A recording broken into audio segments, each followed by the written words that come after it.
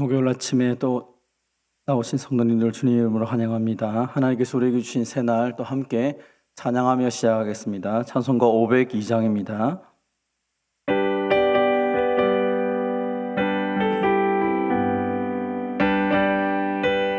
빛의 사자들이여, 빛의 사자들이여, 어서 가서 어둠을 물리치고 주의 진리 모르는 백성에게 복음의 빛 비춰라.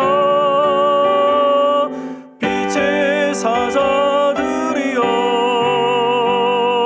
복음의 빛 비춰라. 죄로운 밤 밝게 비춰라.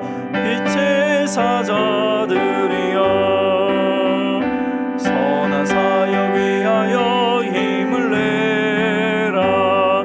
주 함께 하시겠네. 주의 크신 사랑을 전파하며 복음의 빛 비춰라. 빛의 사자들이여, 복음의 빛 비춰라. 죄로운 밤 밝게 비춰라. 빛의 사자들이여, 주님 부탁하신 말 순종하여 이 진리 전파하라. 산을 넘고 물 건너 힘을 다해 복음의 빛 비춰라. 빛의 사자들이여, 복음의 빛 비춰라. 죄로운 밤 밝게 비춰라. 빛의 사자들이여, 동서남북 어디나 땅끝까지 주님만 의지하고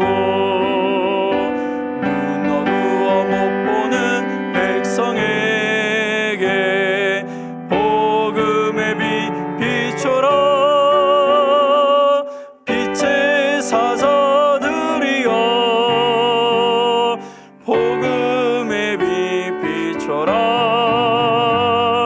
죄로운 밤 밝게 비춰라.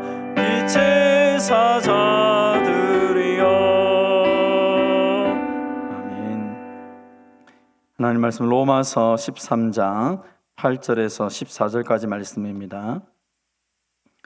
로마서 13장 8절에서 14절까지 말씀 우리 한 절씩 교독하시고 마지막 14절은 같이 봉독하도록 하겠습니다. 하나님 말씀을 들으십시오. 피차 사랑의 빛 외에는 아무에게든지 아무 빛도 지지 말라. 남을 사랑하는 자는 율법을 다 이루었느니라.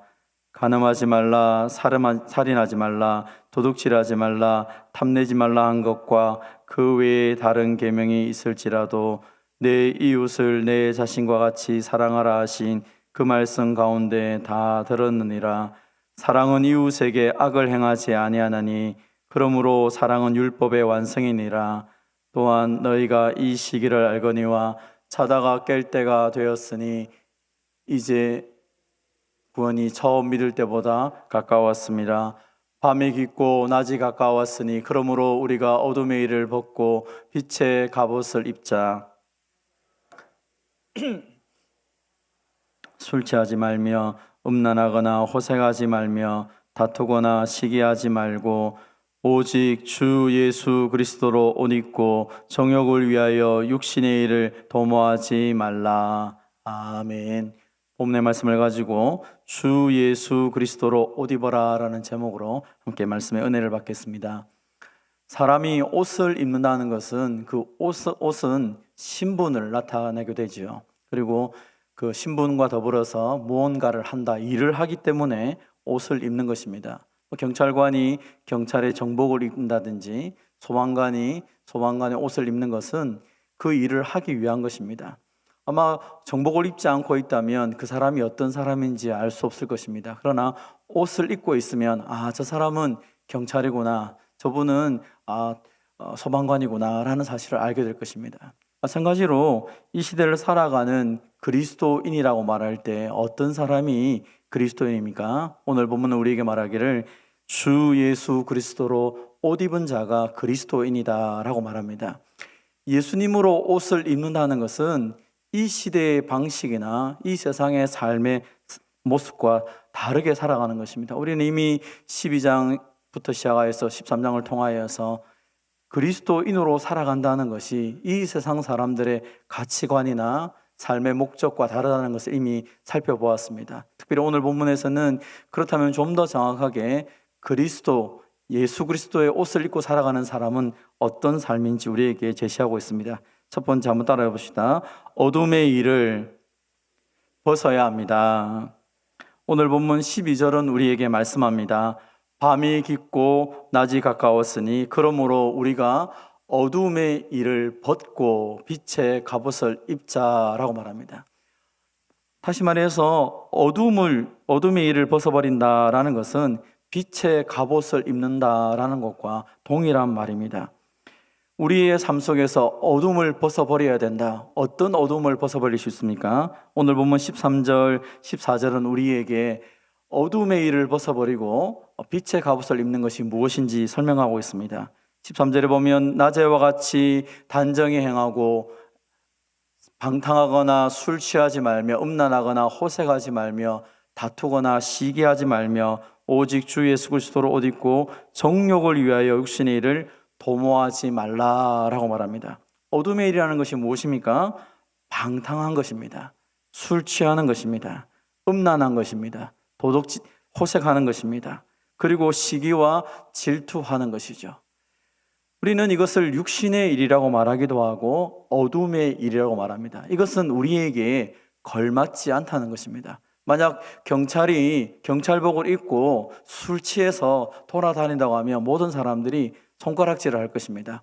아니 어떻게 경찰이 저렇게 할 수 있느냐 이렇게 말하겠죠. 마찬가지로 예수 믿고 살아가는 그리스도인들이 이 어둠의 일을 한다는 것은 우리와 맞지 않은 것입니다. 우리에게 어울리지 않는 행동이라는 것입니다. 예수님을 알기 전에는 방탕할 수 있습니다. 술 취할 수 있습니다. 음란할 수 있습니다. 왜요? 육신의 정욕이 그 사람을 지배했기 때문입니다. 그러나 예수님을 믿고 나면 무엇이 달라집니까? 예수님이 내 인생의 주인이 되기 때문에 이런 행동을 하면 우리의 마음이 편하지 않습니다. 아니 우리의 삶 자체가 왜곡되는 것을 보게 됩니다. 그래서 오늘 성경은 우리에게 육신의 정욕을 위해서 일하는 것은 우리에게 맞지 않다라고 말하는 것입니다. 그래서 육신의 정욕에 맞는 일이 아니라 빛의 갑옷을 입어야 되는데 바로 낮에와 같이 단정히 행해야 된다라고 말하는 것입니다.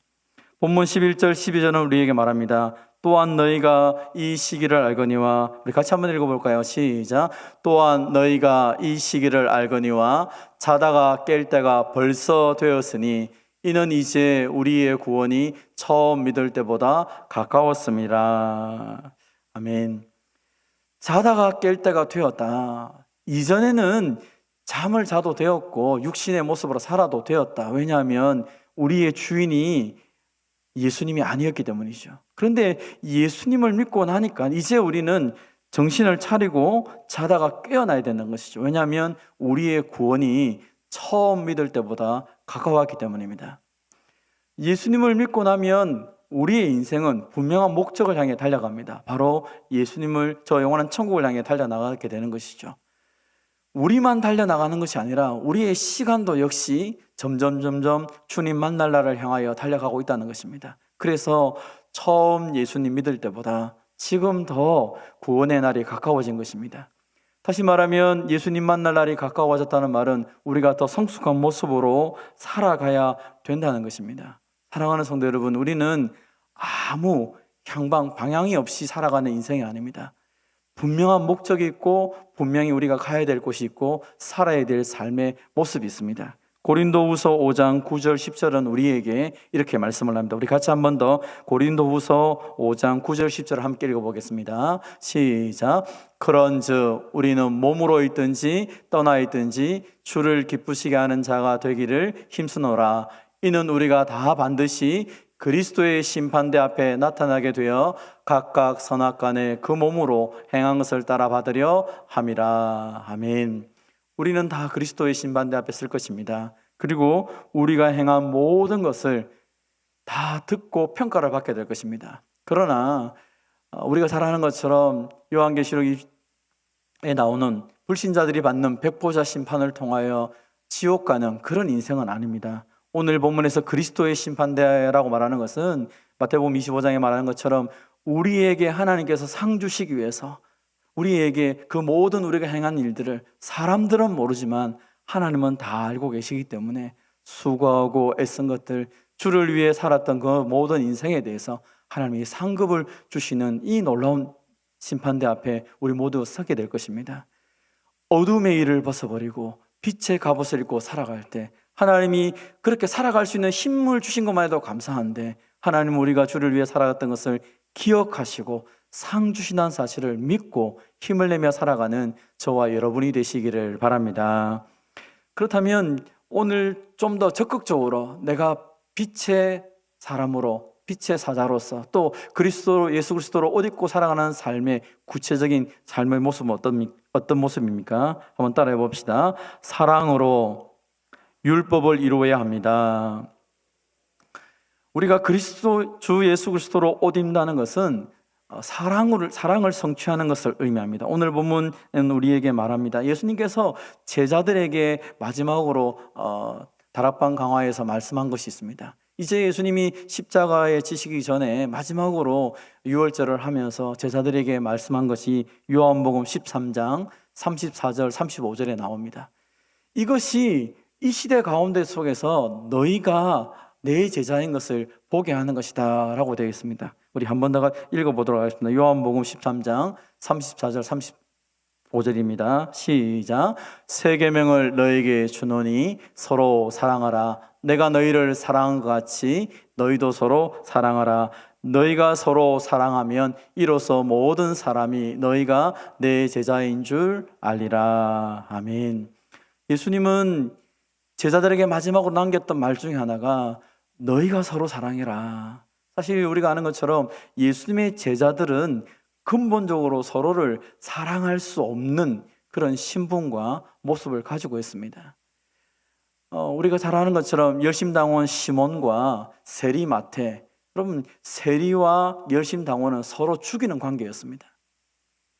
그런 사람들이 예수님 안에서 한 형제가 되어서 예수님을 따라 살았다는 것입니다. 그래서 예수님께서 너희가 서로 사랑하면 세상 사람들은 너희가 내 제자인 줄 알 것이다. 왜냐하면 본능적으로 사랑할 수 없는 사람들이 함께 뭉쳐져 있다는 것이죠. 교회 공동체도 비슷하지 않습니까? 아마 나와 성격이 같고 나와 좋아하는 사람만 있다면 오늘 예수님은 우리에게 이 말씀을 하지 않으셨을 것입니다. 우리는 서로 사랑하기가 쉽지가 않습니다. 그래서 어떻게 저 두 사람이 사랑하고 어떻게 저 두 사람이 함께 교제할 수 있을까? 아무 공통점이 없는데 딱 하나의 공통점이 있다면 바로 예수님 때문이구나.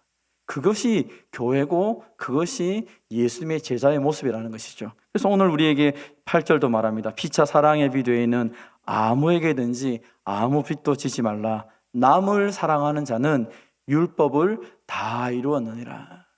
성경은 우리에게 하나님의 백성으로 그리스도로 옷 입는 사람은 내가 사랑하려고 애쓰는 게 아니라 사실은 근본적으로 말하면 이미 우리에게 이 사랑이 주어졌음을 의미합니다.